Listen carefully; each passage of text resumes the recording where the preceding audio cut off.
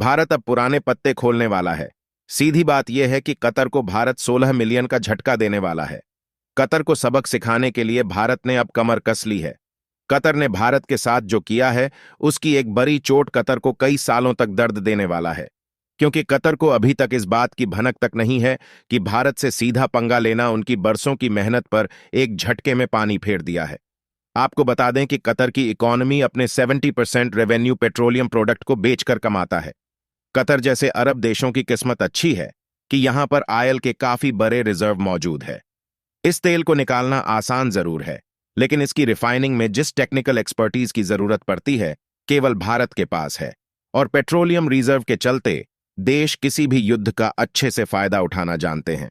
पूरी डेवलपमेंट क्या है, ऐसा ही जबरदस्त जानकारी जानने से पहले अगर आप एक सच्चे भारत मां के संतान हैं तो इस वीडियो को एक लाइक जरूर कर दीजिए और कमेंट बॉक्स में भारत मां की संघर्ष और कामयाबी के लिए जय हिंद जय भारत जरूर लिखें।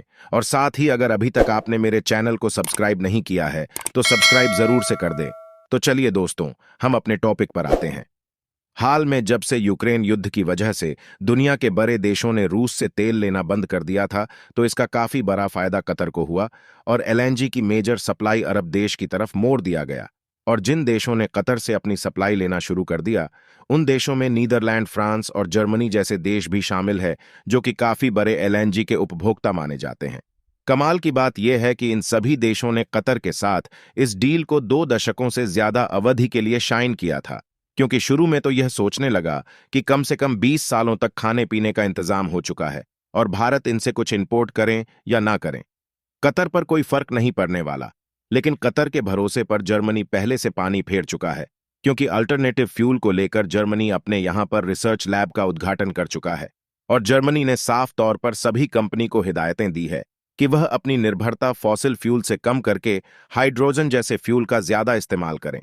कतर को इस बात का पहले से पता था कि एक ना एक दिन पेट्रोलियम का साम्राज्य खत्म होगा, लेकिन इतनी जल्दी इस पर पूर्ण विराम लगेगा, इसके बारे में कतर को कोई भी आइडिया नहीं था।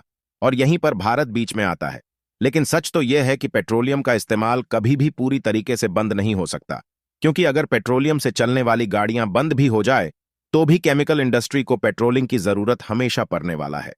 यही वजह है कि भारत अब अपनी केमिकल इंडस्ट्री के लिए पेट्रोलियम का भंडार अपनी सीमाओं में खोजने के लिए निकल पड़ा है, क्योंकि भारत सरकार इस बात को अच्छे से जानता है कि आने वाले 10 सालों में से भी ट्रांसपोर्टेशन को फॉसिल फ्यूल की जरूरत ना के बराबर ही पड़ने वाला है। इसलिए एनर्जी डिमांड को पूरा करने के लिए पूरे भारत में सोलर और विंड प्रोजेक्ट के अलावा हाइड्रोजन और बायोफ्यूल का इस्तेमाल एक बड़े लेवल पर शुरू हो चुका है। मतलब साफ है कि अगर भारत फॉसिल फ्यूल के इस्तेमाल को कई गुना कम करते हैं तो कतर समेत सभी ऑयल प्रोड्यूसिंग देशों के खाने के लाले पड़ सकते हैं। हाल ही में हाइड्रोजन के प्रोडक्शन के लिए एक तकनीक निकाला गया था, जिसमें इलेक्ट्रोलाइट से लेकर हाइड्रोजन इंजन को डेवलप करने के लिए भारतीय सरकार ने काफी बड़े आर्थिक सपोर्ट का ऐलान किया था। दरअसल fuel on off the future यानी कि हाइड्रोजन को लेकर भारत एक बड़े एक्सपोर्टर बनने का टारगेट बना चुका है। जहां यूरोपियन देश हाइड्रोजन का इस्तेमाल बढ़ाना चाहते हैं, वहीं भारत इन देशों के लिए एनर्जी सप्लायर का काम करना चाहता है। यही वजह है कि कतर के बुरे दिन अभी शुरू हो चुके हैं। हालांकि इसका दर्द कतर को आज तकरीबन 10 साल के बाद पता चलेगा। राइटर की रिपोर्ट के मुताबिक भारत यूरोपियन यूनियन को 10 million ton green hydrogen supply करने के लिए बातचीत शुरू कर चुका है। वहीं सिंगापुर भी भारत से 5 मिलियन टन ग्रीन अमोनिया और 1.5 मिलियन टन ग्रीन हाइड्रोजन खरीदने की उम्मीद रखता है।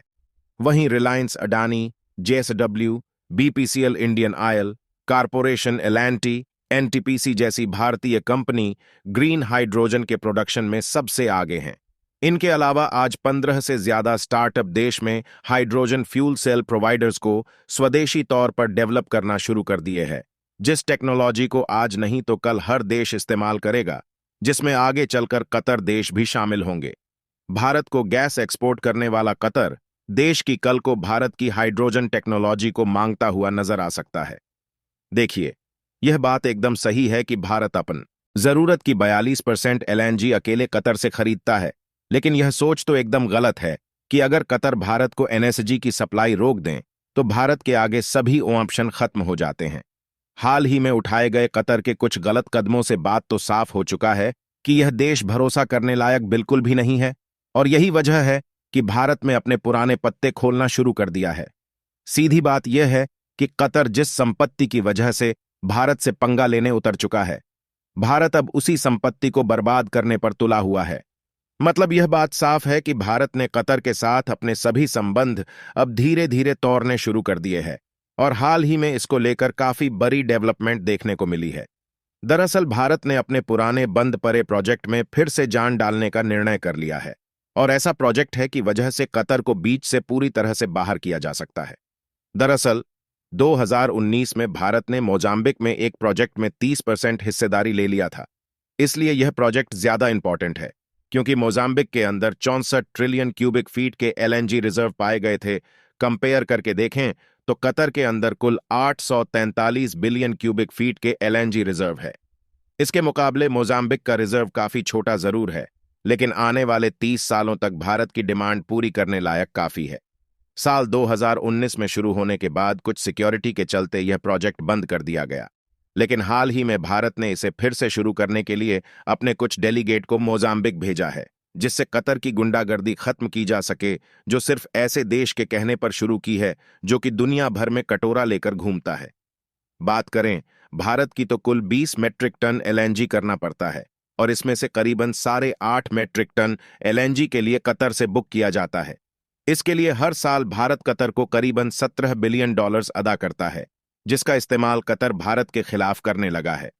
मोजाम्बिक के साथ डील एक तरह से भारत लिए भी नुकसानदायक है। कतर से एलएनजी इंपोर्ट करने में फिलहाल 18 दिनों का समय लगता है।